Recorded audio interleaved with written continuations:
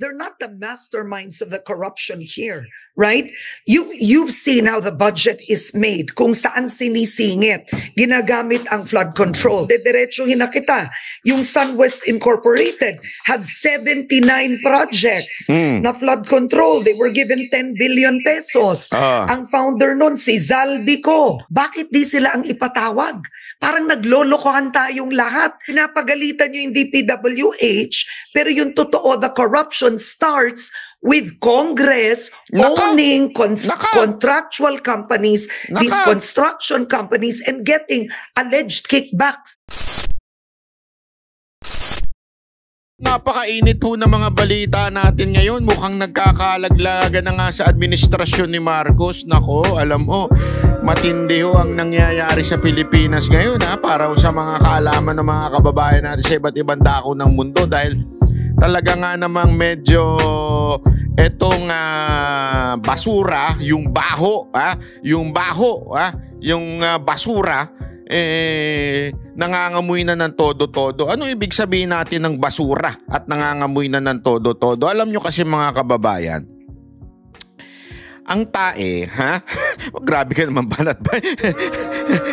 Hindi, alam nyo ang tae, kasi kahit ilagay mo yan sa karton, kahit ilagay mo yan sa closet mo, o kaya ilagay mo yan sa ilalim ng kama mo, o sa ilalim ng unan, mangangamoy at mangangamoy yan. Di ba?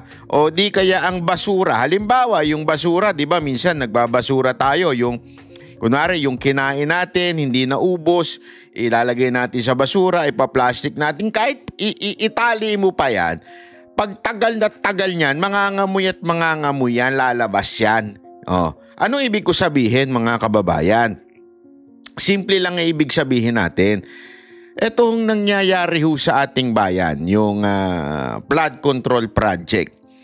Alam nyo, sa totoo lang, tuwing iniisip ko itong nangyayaring mga baha sa Pilipinas, yung mga proyekto na nagkakalabasan na ng baho, ika nga, ay sabi ko nga somehow, tama ang sinabi ng Panginoon na whatever na nakatago, all that is hidden will be revealed. Diba? Alam nyo, yan ay simpleng prinsipyo na nasa Biblia po yan. Pero mangyayari at mangyayari yan.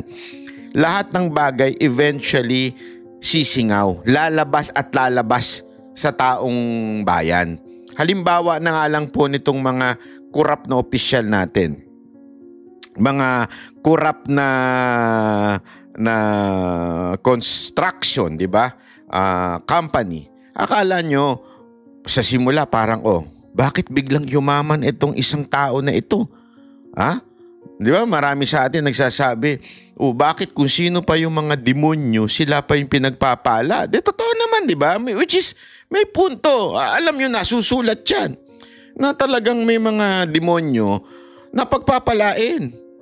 Oo, baka akala nyo nagbibiro ako. Nasa Salmo yan at saka sa Proverbs. May mga pinagpapala kahit demonyo sila.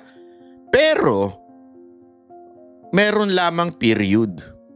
Darating at darating ang panahon, lalabas at lalabas ang katotohanan. Darating ang panahon, yung mga quote-unquote na pinagpala, kumita, yumaman, eventually, hahabulin din sila. Dahil nga sa kanilang kayamanan, nagpakasasa, nagpakalulong sa kung anumang gawain. Dahil nga yumaman, di ba? At eventually, kung hindi nagkasakit, na overdose, o di kaya nagkagulo ang pamilya. Kasi nasusulat ho yan. Di ba mga kababayan? Ano man ang iyong gawin, maaaring ikaw ay ligtas sa kasalukuyang pangyayari. Pero eventually, hahabulin ka nito. So, ano ibig ko sabihin? Yung mga korap na mga mambabatas, mga korap na opisyal, mga korap na mga construction company, iyan po ay maaaring ngayon nagsagana ang kanilang buhay. Di ba? But eventually, hahabulin po sila nito. Mabubuking at mabubuking. At eto na nga ang sinasabi ko di ba? Mismo yung nature. 'Di ba? 'Di ba meron tayong tinatawag sa kontrata yung acts of God, 'di ba? Parang ganyan na ho 'yun. Ito pong mga ulan, ito pong mga bagyo, wala tayong masasabi kung hindi acts of God ho 'yan. Yan ho ay pangyayaring pinahintulutan at ng Diyos lang ang nakakaalam. At dahil diyan, nare-reveal ngayon etong mga tarantadong mga opisyal natin. Lumalabas tuloy na may mga proyekto silang nabubulgar na may katiwalian. Sino nagbubulgar? Di ba? Mahirap po kasing ibulgar yan. Sa totoo lang hindi wala akong biro. Napakahirap ibulgar na mga ganyang bagay. Kasi wala namang resibo ang lagayan. Wala namang resibo ang bigayan, di ba? Ang komisyon, wala namang resibo yan Napakahirap niyan patunayan sa korte. O maaring may alam ang partikular na halimbawa si Magalong, may alam po siya. May mga sinasabi siyang alam siya. O si Tiangco, may alam din siya. O yung sino pa mang iba pang mga nagsasabi patungkol dito sa mga construction na firm na ito. Diba? May alam sila. Pero para patunayan yan sa korte, beyond reasonable doubt, napakahirap po niyan mga kababayan. Dahil ang lagayan, hindi naman po yan na may resibo. Ito, bibigyan na kitang komisyon, pumirma ka dito ng resibo para sigurado. Walang ganun. Pero dahil nga sa quote-unquote acts of God, bagyo, baha, ngayon nare-reveal. Bakit? Malalaman kasi. Saan ba nagbabaha? Saang lugar? Dito sa lugar na ito. Sino ba merong proyekto niyang flood control dyan? Doon ngayon lalabas. Diba? Lalabas ngayon kaninong congressman yan, sino nag-alat dyan.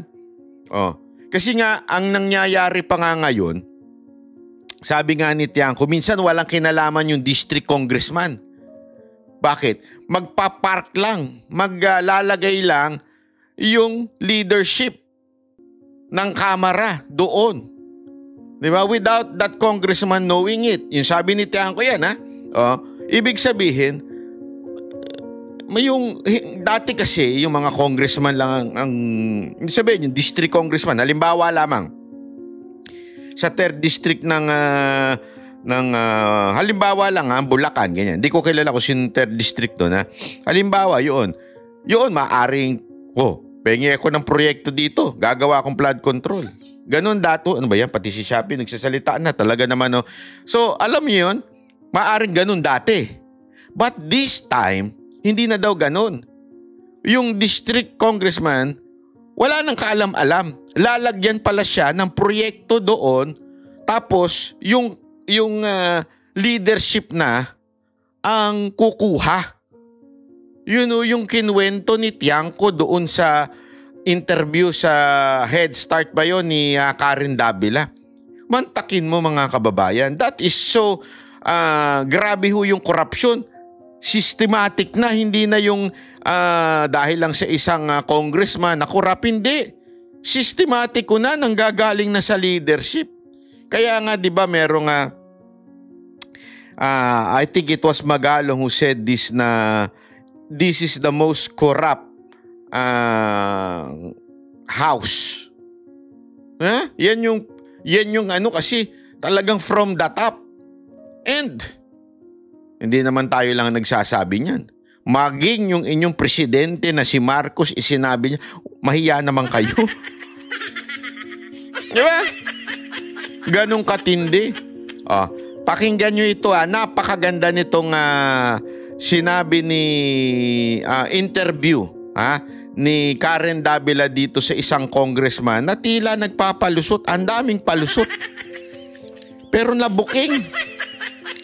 Mas lalong na booking na punto ni Karen Davila dito. Pakinggan natin wait, yan. Pisa na natin sa 1 minute yan. Yan. Okay. All that hearing and actually barraging the DPWH, the agencies, they're not the prime They're not the masterminds of the corruption here, right? You've seen how the budget is made, kung saan sinisingit, ginagamit ang flood control. The president comes out with a list, so dediretsuhin na kita. Yung SunWest Incorporated had 79 projects na flood control. They were given 10 billion pesos. Ang founder nun si Zaldico. Nako! Ang High Tone, Grabe naman. Zaldico ha, hindi ako ang nagsabi. Si Karen Davila. Okay? Linawin natin, Zaldico ha. Ang nagsabi si Karen Davila. Ano daw? Gaano daw kadami ang nakuha ng iyong kumpanya? They're not the prime. They're not the masterminds of the corruption here, right? You've Hindi daw ang yung mga iniimbestigahan. Ito daw ang prime of corruption. Yun ang sinasabi ni Karen Davila. Si Karen Davila nagsabi. seen how the budget is made, kung saan sinisingit, ginagamit ang flood control. The president comes out with a list, so dediretsuhin na kita. Yung SunWest Incorporated had 79 projects. Grabe, SunWest Corporated, 79 ang nakuhang project. Tang inagarapalan talaga. Shit! Ay, nako. Di ba? Hindi po ako nagsabi. Ulitin ko, Zaldico at yung mga abogado mong nakikinig. 79. Sabi ni Karen Davila, ang nakuha ng inyong firm. Sabi nito hindi ako. Na flood control, they were given 10 billion pesos. Ang founder nun si Zaldico. 10 billion. Grabe naman. Ang laki nun. Grabe. Balato naman dyan. Hindi ako nagsabi. Si Karen Davila ha. Si Karen Davila ha. Nililinaw ko lang. Okay? Ang High Tone, 61 projects. 4.8 billion pesos. This is on record. Bakit di sila ang ipatawag? Parang naglolokohan tayong lahat. Yun. Bakit daw hindi silang ipatawag?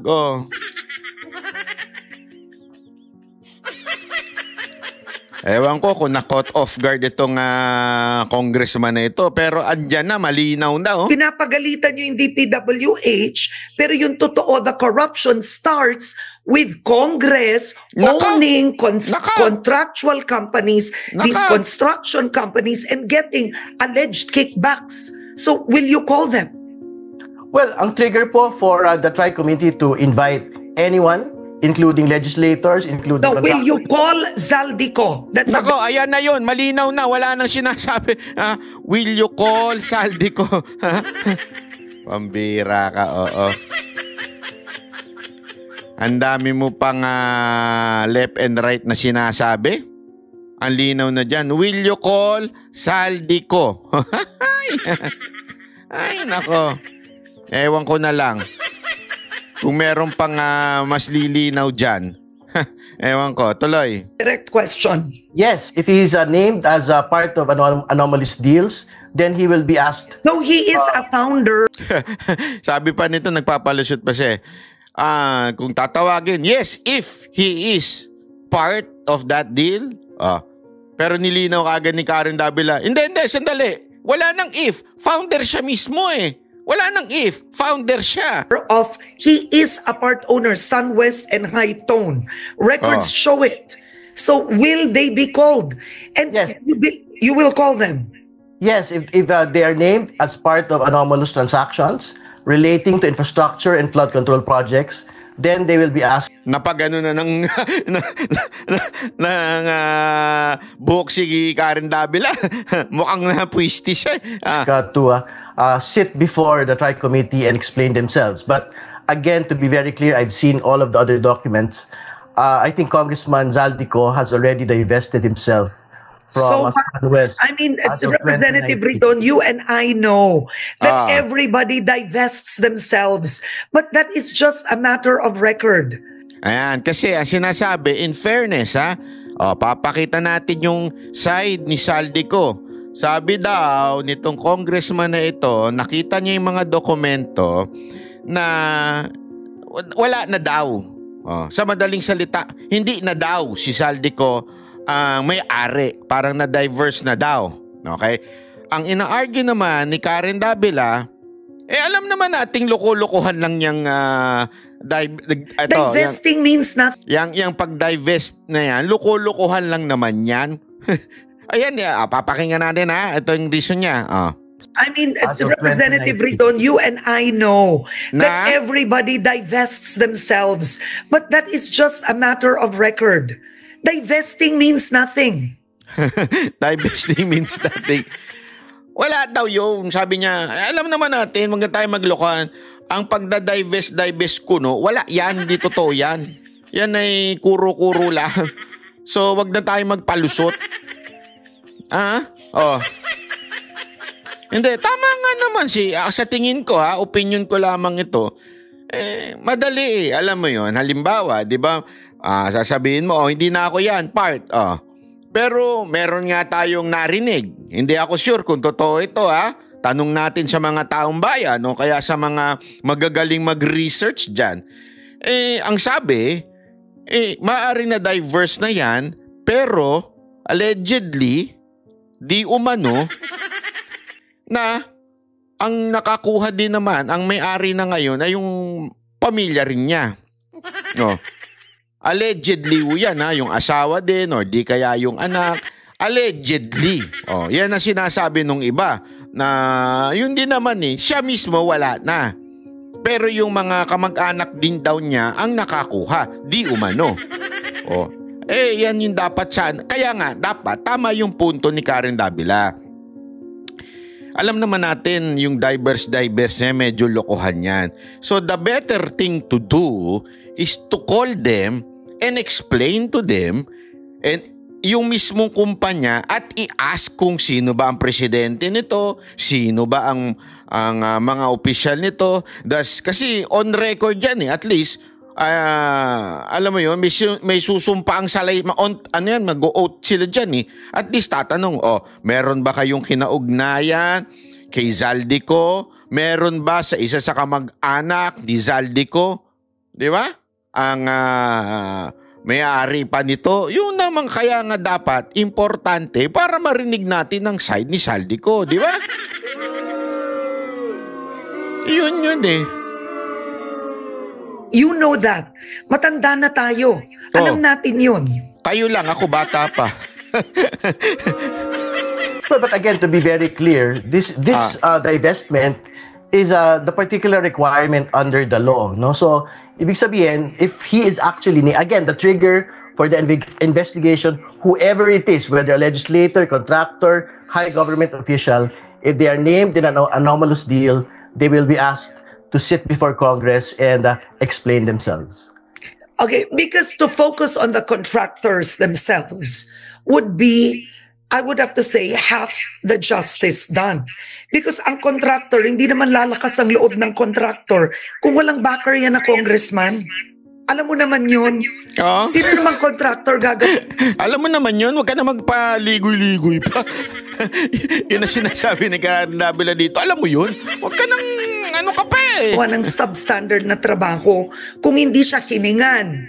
Diba? Kinailangan na niyang magbayad in advance. So now, the contractor has no choice. Well, again, these are assumptions that you are making at this point, Karen. No? We would want to be able to see it on a fact-to-fact basis, on a case-to-case basis. Ito po actual anomalies that are being seen with the flood control project. And again, in the hearing in the briefing yesterday, the DPWH actually said that to date, the 15 contractors named by the president, they have not seen yet, as of yet, anomalies relating to substandard projects, anomalies related Then why do the investigation at all? Why waste the people's money and do it if you are not out for blood? It seems to me that, you're telling me... It seems to me na moro-moro na lang ginagawa ninyo. Di ba? Hindi kasi ang inaano dito, bakit nyo pa iniimbestigahan yan? Alam nyo naman, ang mga kasangkot di umano ay mga kasamahan ninyo. So, nonsense ang investigasyon ninyo. Walang problema, ba't ka pa mag-iimbestiga?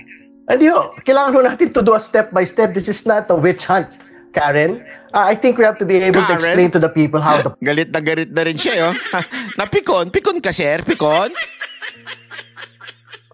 Nagagalit ka, easy ka lang. Ano yan talagang gayaan process actually works for us to be able to see where the policy gaps are and to make sure that the gaps are actually plugged, no? Kaya nga no less than Majority Leader Sandro Marcos had already stated na gusto niya yung bill ni Senate President Cheese na to further expand yung pong mga disclosures and prohibitions po ng mga magkakamag-anak ng mga politiko na sumasali po sa mga kontrata ng gobyerno. Okay, but Representative, I want to ask you, do you believe it is a conflict of interest for a congressman to own a construction company and actually participate in government projects? Well, I to state the constitutional prohibition. Members of Congress, senators or congressmen cannot be involved in any government contract. So, whatever it is, whether construction or supply of goods, hindi ho sila pwedeng kasama po rito. At kung kasama man sila rito, dapat pagbayarin ho sila, panagutin po sila. Not just the constitutional prohibition, anti-graft laws, anti-graft and corruption law po natin, bawal po within the third degree of consanguinity na nakikisaw-saw yung po mga kamag-anak ng mga politiko. And do you believe, Representative Ridon, that legislators are violating this? As of today, wala pa ho tayong nakikita ng dokumento We are leading an investigation, so we will have to... Yun lang. As of today, wala pa kami nakikitang dokumento. Mas nauna pa si Karen Davila nakakita ng dokumento. Hindi, di ba? Alam mo, problema sa iyo, sir, congressman, kung sino ka man, nagbubulag-bulagan ka Ang linaw na sinabi na ni Karen Davila, eto, ang dami na natanggap, ganitong amount, ganyan. Natanggap na proyekto, ilang proyekto yan. Ano pa sabi? Ang may-ari at founder niya, si Zaldico. Tapos ngayon sasabihin mo, wala po kami nakuhang dokumento. Anak naman ng wewe ka. Oo. Sir, kung ikaw ay walang natanggap na dokumento o nagiging ka, napaka-inutil mo. Di ba? Hindi ka dapat na andyan. Wala kang silbi. Di ba? Ganun lang kasimple yun. Napaka-inutil mo para manatili dyan sa anumang posisyon mo. Naunahan ka pa ni Karen Davila. Be able to rely on the documents and the facts that are being presented to us as we go along the investigation. Pero I'm quite certain, we had seen it already in the PDAF scam. Pagka merong whistleblower na nagpunta sa Kongreso, nagpunta sa executive, blows the whistle, I think sa dulo naman po magkakaalaman po talaga tayo kung sino po yung mga sangkot dito. Okay, so Representative, I know that the budget has now, Malacanang has already submitted the 2026 budget. So I want to show you the 2025 budget that Representative Toby Tiangco showed on Head Start. If we can show it, I want to ask you how you believe this happened, right? So what we're showing you right now is a district in Mindoro wherein the NEP had 2.5 billion pesos first for DPWH flood. Ayan na yung sinasabi niya. Actually, napaka-importanting tingnan din natin ito dahil ito yung malinaw na nagkakaroon ng insertion, ika nga. Pagkadating sa small committee, tingnan ninyo, yan yung pinakita natin din isang araw, yung diniscuss natin kay Tiangco, ang laki ng insertion na ipinapasok lamang ng small committee. Sino ang membro nun? Dapat ipatawag yun, di ba? Hindi pala, mahirap palang ipatawag yun. Si speaker ata ay membro nun Hindi, alam ko, head ng yun at saka APRO yun sino ba yun? Di natin alam. Pero ang alam ko, yung panahon na yan, correct me if I'm wrong, si Zaldico yan at saka si Romualdez. So, dapat sana sila ang sumagot. Kung totoo ba yan, at ano ba ang nangyari dyan? Di ba? Yun lang naman yun Kasi ang hirap sa atin, ang dami natin pong sinasabi, kesyo iimbestigahan natin. Yan ay mismong membro ng Kamara. Diba? Di sana, sila na lang ang ipatawag ninyo. Kung hindi ninyo kaya, sabi nga, nung mismong anak ni Marcos, itigil na yan. Kasi sabi nga, paano nyo imbestigahan ng mga sarili ninyo? Tama, mali. Hindi po ako nagsabi nun. Control, or I guess that's a total DBWH infra for a district in Mindoro. The next is 1.5 billion. Tapos nung lumabas sa GAA, naging 20.9 billion. Sa Mindoro, yung isa 20.7. Ang tanong nga ng ilan, nagtatayo ba ng skyway doon? Nako. So do you see it now? So there was an additional 18.4 billion given to that district, 19.2 billion given to that district. Representative Ridon, how does this happen in the lower house? Well, again, it's not